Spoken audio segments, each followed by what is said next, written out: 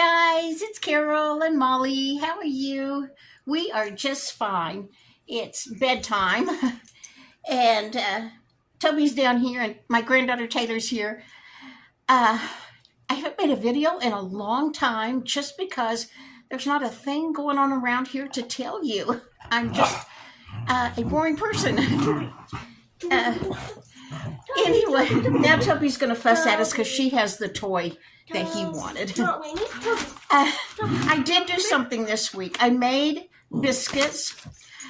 It was a KFC copycat recipe. Now, the only thing I like from KFC is their biscuits, and I love them. But I love a biscuit from anywhere. But anyway, I saw this copycat recipe for KFC biscuits, and I thought I'd make it. So I'm going to show you some pictures of me making it. All right, I'll be right back with the pictures. Okay, here's my ingredients.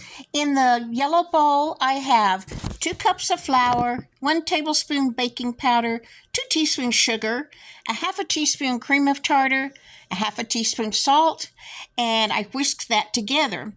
And then you can see my stick of butter. I froze it so I could grate it. I still haven't bought a pastry blender thing, but I'm going to. Next time I go to Dollar Tree, I'll look and see if they've got one. But anyway, I read online that if you froze your butter, you could grate it really easily. So that's what I did.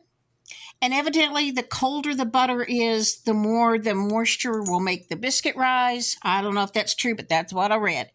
Anyway, I grated my butter, put it in with my dry ingredients, and I didn't think it was still down to pea size, so I took 2 knives and cut it into the flour a little bit more. The next thing I did was add 2/3 of a cup of milk.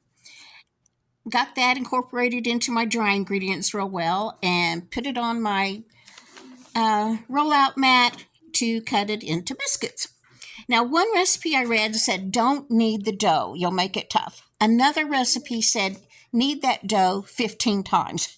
So I just kind of compromised and did it a couple of times. And then I patted it out to about 1 inch thick. I don't have a round cookie cutter that I could find, so I used a glass. Just dip that glass in some flour so it won't stick. Now, one time my sister saw me in a video twist the glass when I was cutting out either biscuits or cookies or something, I don't know what. And she told me you're not supposed to twist it. So I researched that a little bit. Now, I've twisted it for 50 years, but I researched it, and for biscuits, it said if you twist your cookie cutter, the edges will seal and they won't rise up as much. And another place said if you twist the cookie cutter, that makes them tough. How that works, I don't know. But this time I didn't twist it.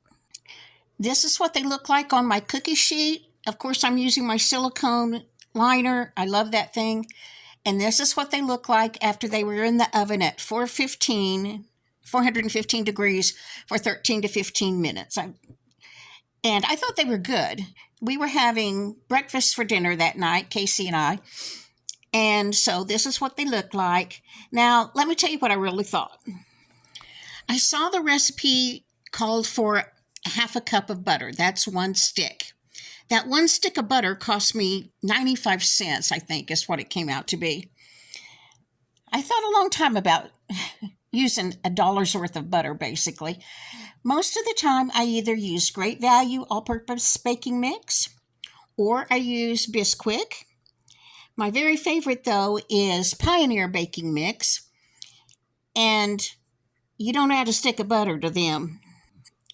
For the Pioneer biscuits, you add 1 cup of milk to 3 cups of baking mix.